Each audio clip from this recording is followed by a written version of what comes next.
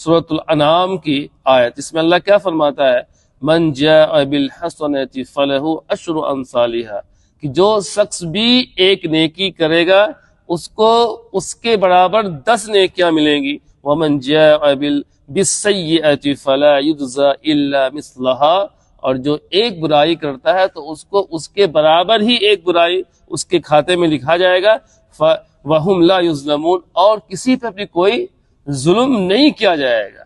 میرے عزیز بھائیوں، یہ اللہ کا فضل ہے، اللہ کا کرم ہے۔ حدیث کے اندر آتا ہے کہ ابو ہریرہ فرماتے ہیں رضی اللہ تعالی عنہ کہ اللہ فرشتوں کو کہتا ہے کہ جب تک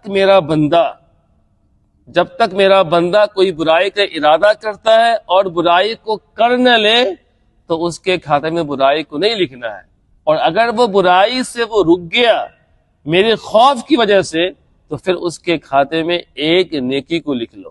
اللہ اکبر، یہ اللہ کا احسان نہیں تو اور کیا ہے ہمارے اوپر، کہ ایک نیکی کا بدلہ کم سے کم 700 گنا اس سے بھی زیادہ ہے، اور برائی کا صرف ایک بدلہ، وہ بھی نہ کرنے پر ایک نیکی اور ایکسٹرا ملتی ہے۔